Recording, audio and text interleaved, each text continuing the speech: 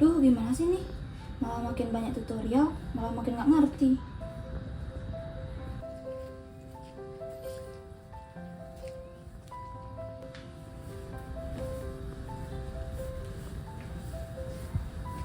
Deh, Sep, kamu kenapa? Mana sendirian lagi? Yang lain kemana? Gila sama Depi masih beli alat-alat buat lomba pejati. Sep, mau tahu nggak? Aku kepilih buat lomba tahu, Saraswatinya buat pejati. Semuanya nggak bisa di kelompokku. Loh, bukannya lomba buat pejati itu berkelompok ya? Salah satu dari kalian tuh pasti ada yang bisa kalau mau belajar. Enggak, Sep, masalahnya nih, semua di kelompokku tuh nggak bisa.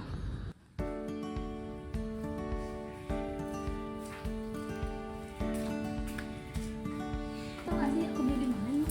Oh, di mana tuh aku beli? Aku di pasar Ternate.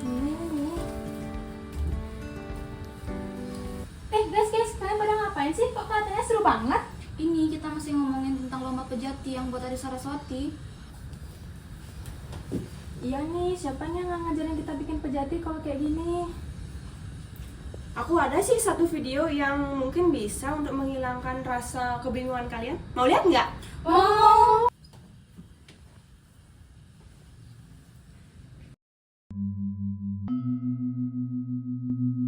Bali terkenal dengan budaya yang kaya dan alam yang mempesona, bukan hanya sekedar destinasi wisata. Di balik semua keindahan itu, terdapat warisan dan tradisi yang dalam.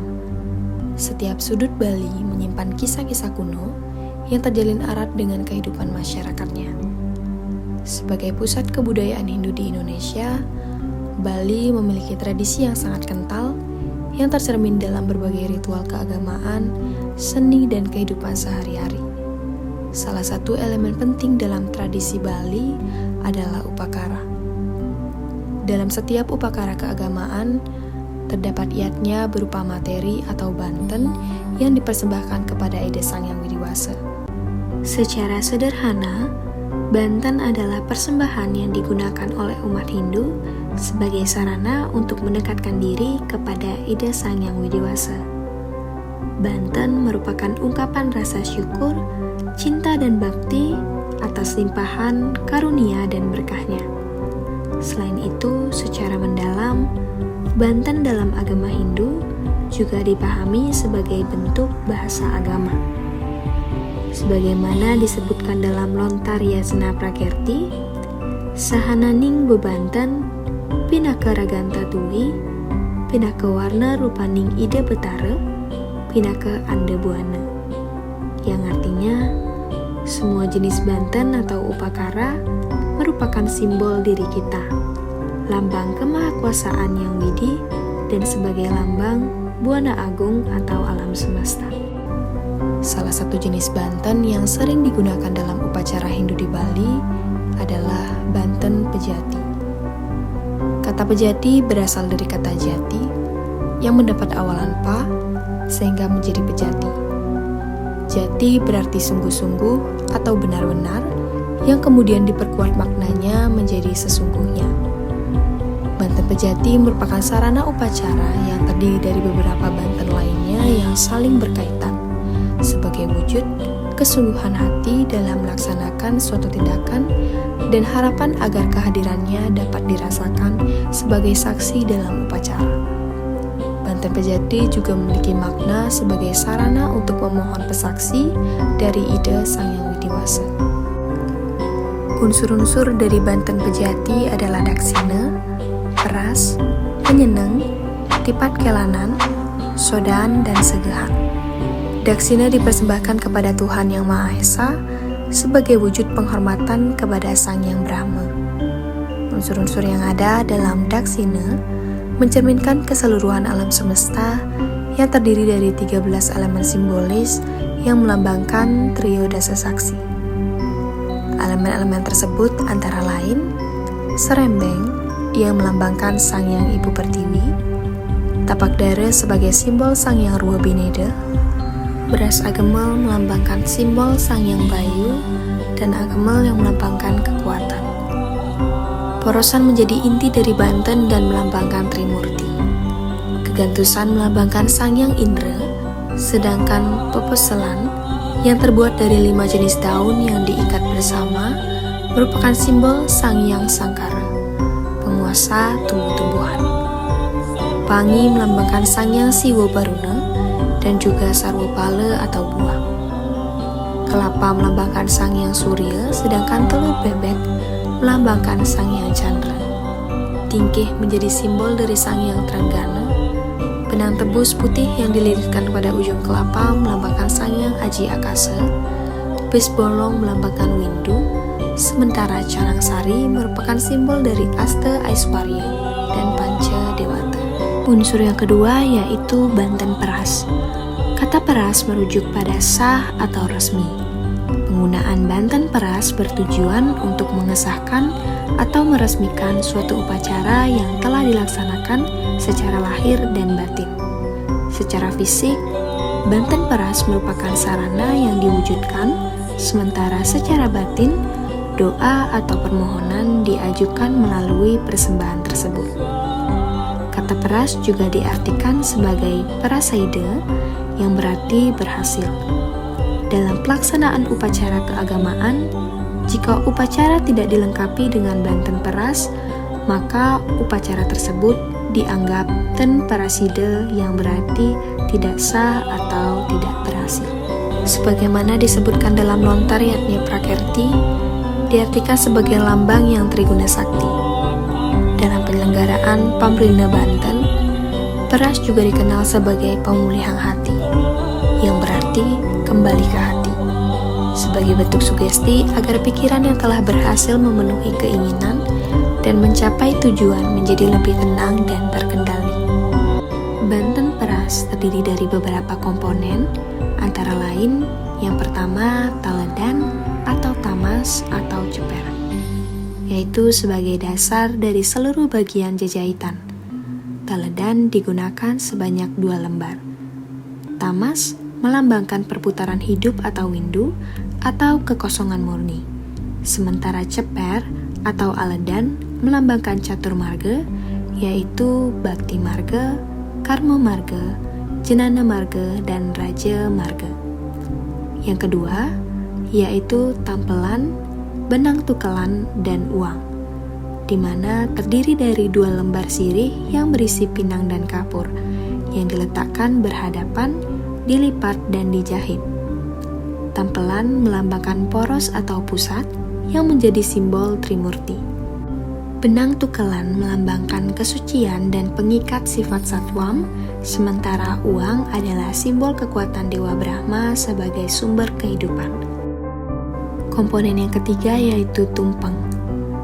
Tumpeng terdiri dari 2 buah nasi yang berbentuk kerucut, melambangkan kristalisasi duniawi menuju rohani, dan keseimbangan antara purusa dan perdana.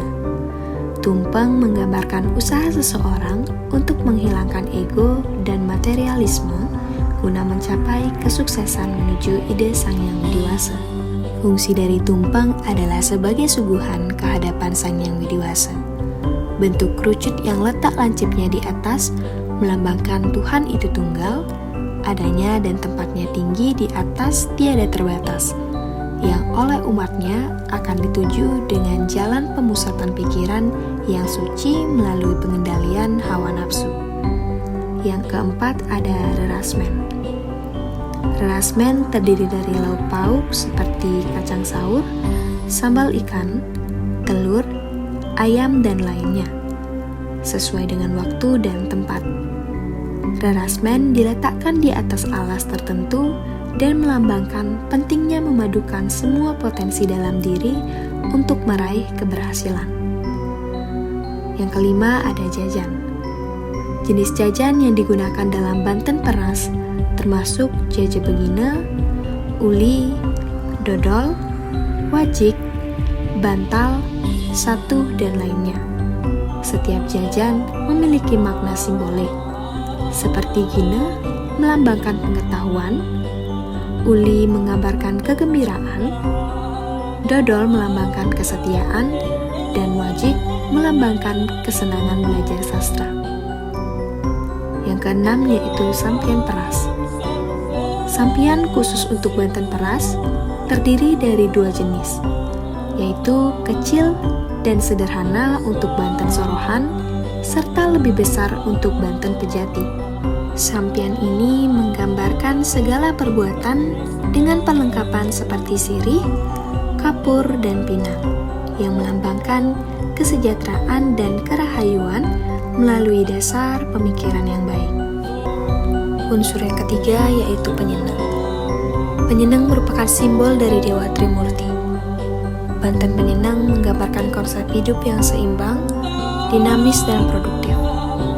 Konsep ini terwujud dalam bentuk sampian yang terdiri dari 3 bagian, mencerminkan keseimbangan hidup yang terintegrasi dalam 3 aspek tersebut.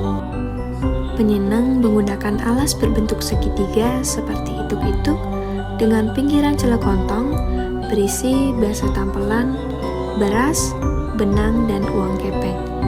Di atasnya terdapat sampian Nagasari dengan jajahitan berkepala 3 yang masing-masing berisi simbol-simbol seperti tepung tawar yang melambangkan Dewa Siwa dan pepusuhan, sisik yaitu jaja begini yang dibakar melambangkan Dewa Brahma atau nyali, dan daun dap-dap yang ditumpuk berisi minyak yang diresapkan pada kapas melambangkan Dewa Wisnu dan hati.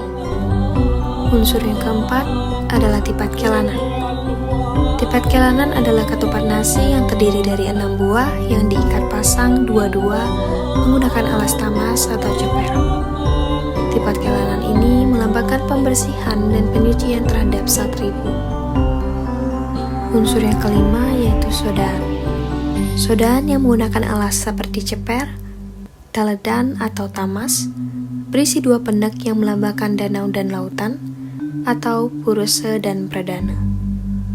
Rerasmen yang terletak di atas ceper atau celemi kecil, berisi sampian plaus berbentuk segitiga, dilengkapi dengan porosan, bunga, dan kembang rampe.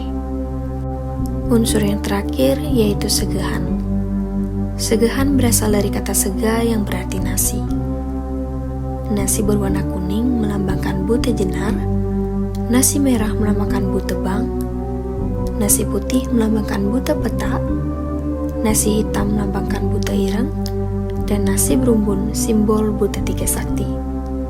Selain itu, garam sebagai simbol Satwika Guna, jahe sebagai simbol Rajasika Guna, dan bawang sebagai simbol Tamasika Guna. Ketiganya memiliki peran penting dalam menetralisir kekuatan Triguna.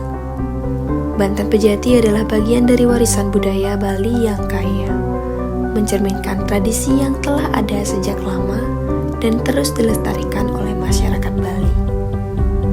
Upacara dan Banten ini menjadi penghubung antara generasi, mengajarkan nilai-nilai spiritual kepada generasi muda. Banten Pejati dirancang dengan estetika tinggi, menggunakan bahan alami seperti janur dan bunga, di mana penataan Banten Pejati tidak hanya berfungsi sebagai sarana upakara, tetapi juga sebagai karya seni yang indah. Keindahan ini mencerminkan rasa hormat kepada ide Sang Hyang Widiwasa.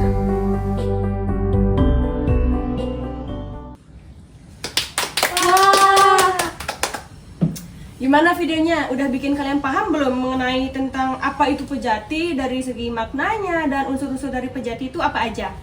Wah, keren banget videonya. Ada banyak pelajaran loh yang aku dapat dari video itu. Nah, kita juga bisa jadiin acuan sebagai belajar loh dari video itu. Bener banget tuh Dev. Dan aku juga baru tahu kalau ternyata Banten Pejati sekompleks itu ya, dan unsur-unsurnya memiliki maknanya masing-masing. Wah, kalau kayak gini ceritanya aku makin semangat melestarikan tradisi dan budaya Bali. Ya nggak? Iya dong, teman-teman. Apa yang kalian bilang itu benar. Kalau kalian belum nyoba, jangan bilang nggak bisa dan nggak mau. Kita itu harus menanamkan rasa cinta terhadap tradisi dan budaya. Kalau bukan kita yang melestarikan budaya dan tradisi yang diwarisi dari leluhur kepada kita, siapa lagi? Iya, benar. Mari kita bersama-sama melestarikan tradisi dan budaya Bali, dimulai dari hal kecil, seperti membuat Banten Pejati. Dengan langkah sederhana ini, kita menjaga keharmonisan spiritual dan kearifan lokal yang telah diwariskan turun-temurun, serta memperkuat ikatan kita dengan alam dan sesama. Setiap Banten yang kita buat adalah simbol rasa syukur dan pelestarian nilai-nilai luhur yang membentuk identitas Bali.